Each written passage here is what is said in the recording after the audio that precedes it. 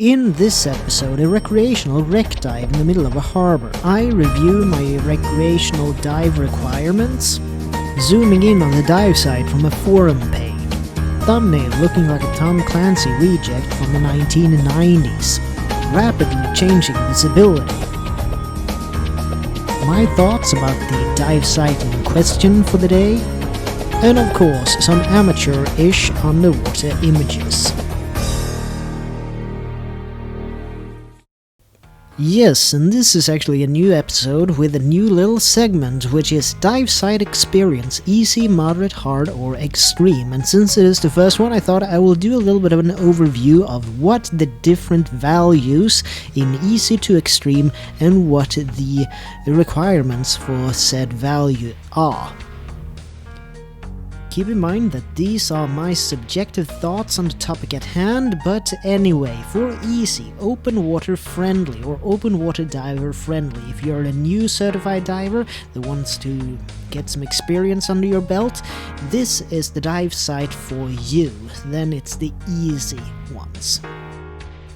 Moderate, well, in these ones it's required to be above open water diver, and that can also be that you have a speciality like a dry suit, which is in many places a requirement here in the Baltics, where you have a colder tempered water climate the year round basically.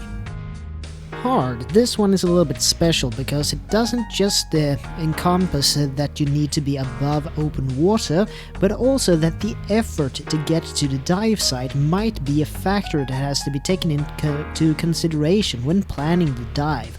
In essence, it is when you have special needs for transport, like it's a boat dive, that you are having to take into account currents, no visibility with the bottom, special navigation, underwater navigation, and limited visibility dive sites are all encompassed into the hard category.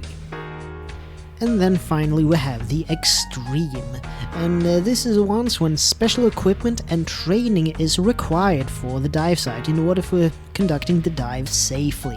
So in essence it is when you need a dry suit, that it's not an option but a requirement, that you need maybe a CCR or closed circuit rebreather. If you're having to be tech trained, it is an overhead environment, i.e. cave or ice diving, so these ones are categorized as extreme.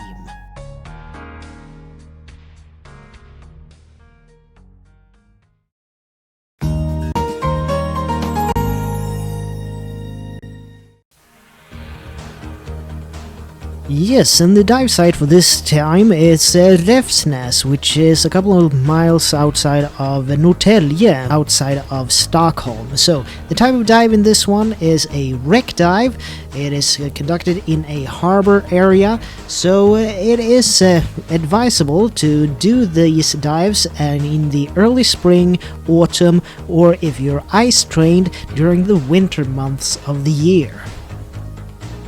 The available drawn map from Dykarna.nu shows the location of the wreck in order from the ramp that is the entrance point, and then also the floating pontoon bridge that goes out into the water.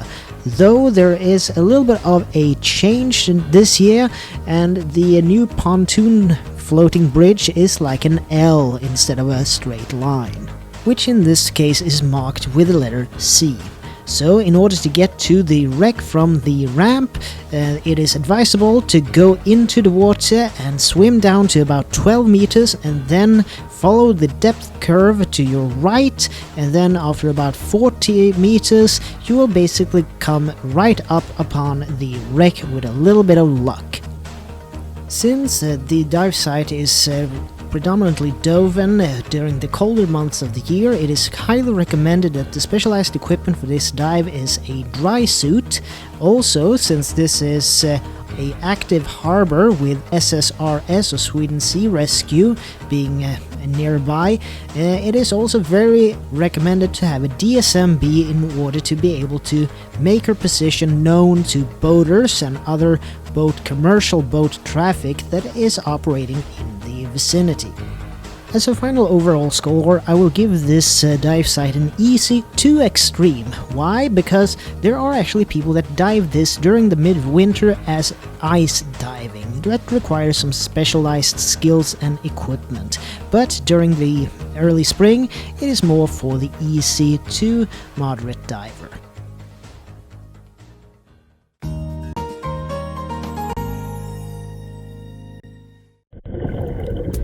Well, at the beginning of the dive, it turns out that the visibility is actually quite fair for this dive site, so keep in mind that it is an active harbor with a lot of boat traffic that stirs out the bottom sediment.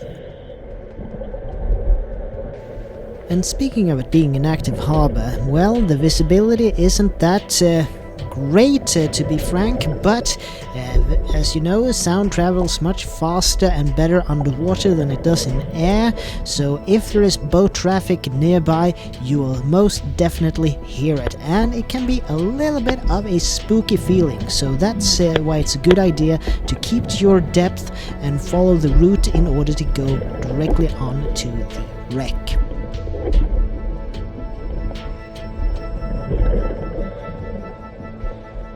And when we finally started to move closer to the wreck site, there was one piece of music that started to play in my head, and you can guess what it is. Yeah, what else?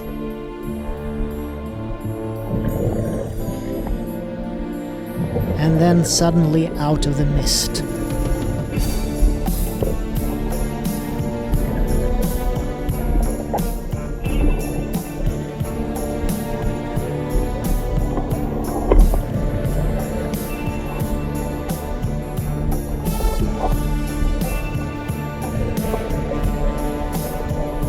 Here is the sound of a boat going overhead.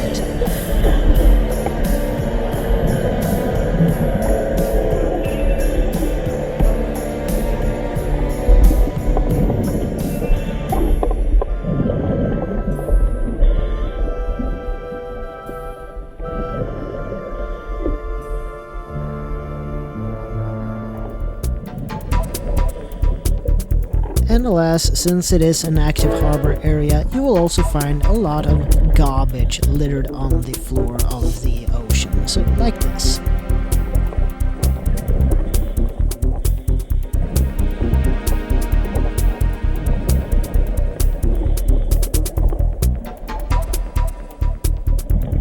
Since the visibility started to go a little bit south, we took a lunch break and did a second dive a little bit later on in the day.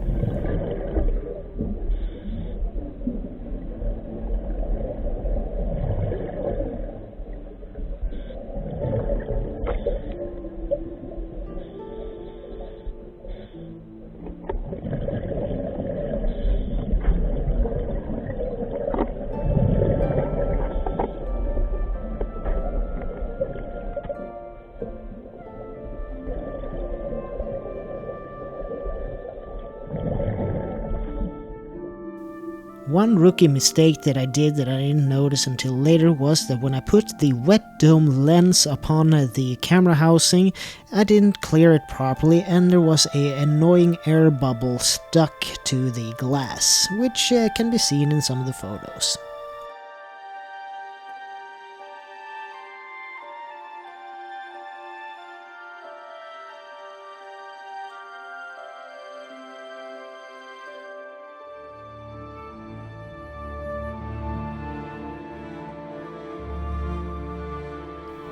One proof that I'm just still the happy amateur? Well, check out this glorious amount of backscatter.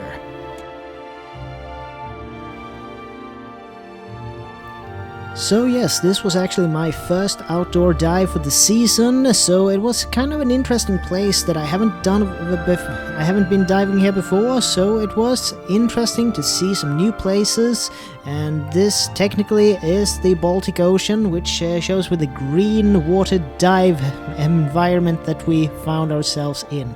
So yes, just hats off to the rest of the club members that stood by my side during this dive and all the hijinks that ensued, but it was a brilliant day nonetheless and a good way to take the surface rust off the diving skills.